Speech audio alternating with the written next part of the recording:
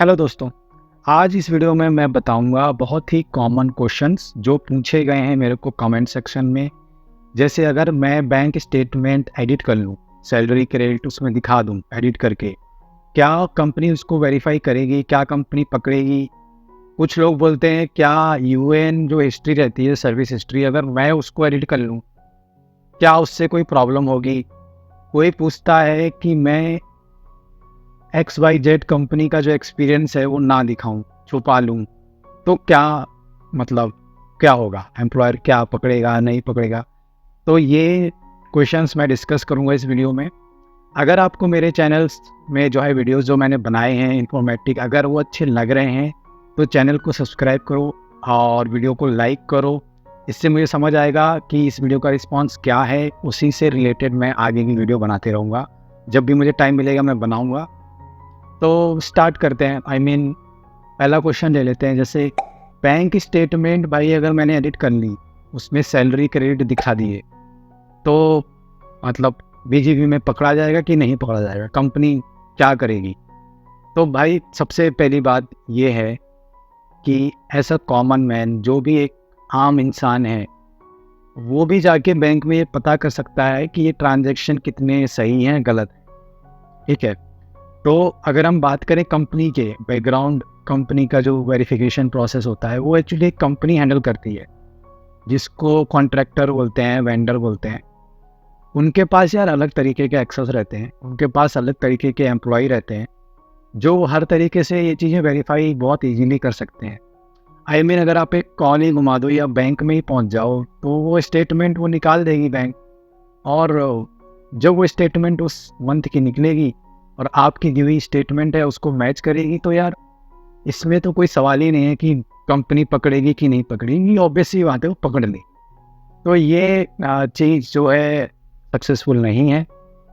आपके एक्चुअल में ट्रांजैक्शन होने चाहिए, वो डेफिनेटली वेरीफाई किए जाते हैं। कई कई केस में जो बैंक स्टेटमेंट है वो बैंक से ही स्टैम्प की भी मंगाई जाती हैं। वो ऐसा नहीं कि आपने PDF हिस्ट्री निकाली या जो है मेल पे स्टेटमेंट निकाली, PDF फॉर्म में डाउनलोड करी और कंपनी को दे दी।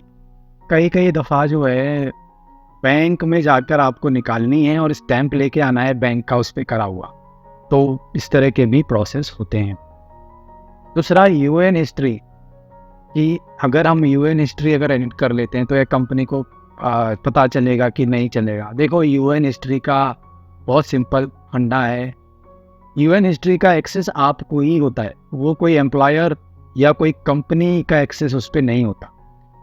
जो एम्प्लॉई है, जो उसका यूएन नंबर है, वो जब उससे लॉगिन करेगा तभी उसको अपनी हिस्ट्री देख सकता है। वो कोई दूसरा उसके बिहाफ में नहीं देख सकता। ऐसा कोई एक्सेस अभी तक गवर्नमेंट ने नहीं दिया है किसी भी HR कंपनी को या कोई भी एम्प्लॉयर को। ये एक्सेस अभी तक नहीं दिया है। तो आप ही वो जो सर्विस हिस्ट्री देख सकते हो, तो आप ही वो सर्विस हिस्ट्री दोगे एम्प्लॉयर को। और जो हिस्ट्री आप प्रोवाइड करोगे, फिर उसका होना है क्या? BGV, background verification.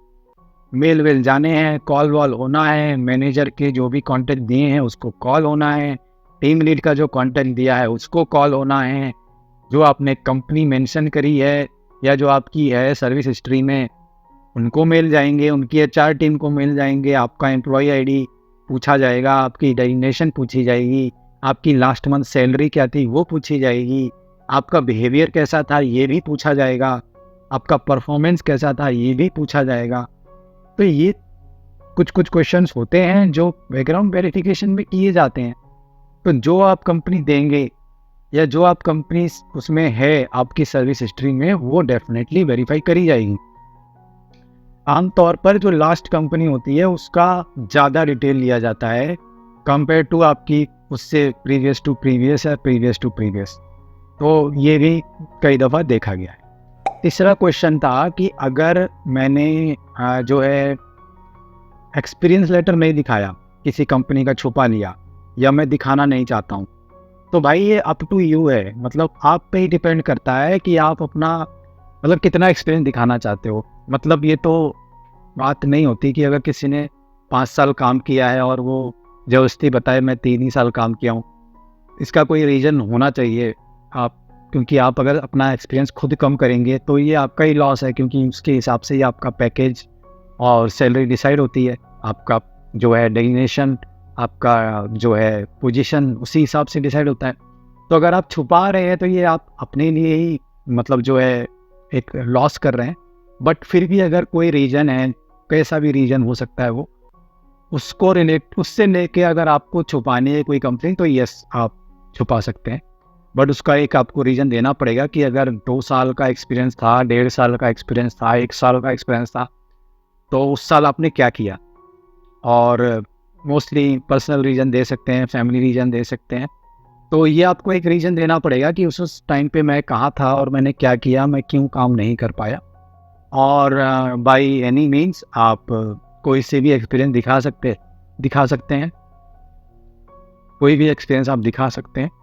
और जो भी आप एक्सपीरियंस दिखाएंगे, अगेन उसका वीजीबी आपके पास होने चाहिए, डॉक्यूमेंट्स होने चाहिए, सैलरी स्लिप्स होने चाहिए, बैंक स्टेटमेंट होने चाहिए, तमाम तरह के डॉक्यूमेंट्स आपको उस कंपनी के होने चाहिए। तो ये 3 तरह के कॉमन क्वेश्चंस थे जो मैं ऑब्जर्व कर रहा हूँ।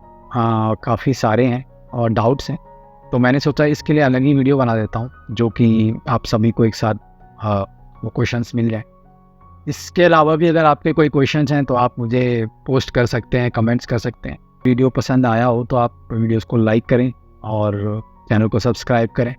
इससे मुझे पता चलेगा कि रिस्पांस क्या है और मैं नेक्स्ट वीडियो या नेक्स्ट इन्फॉर्मेशन आपको दे सकता हूँ। और थैंक यू देखने के लिए। Thank you.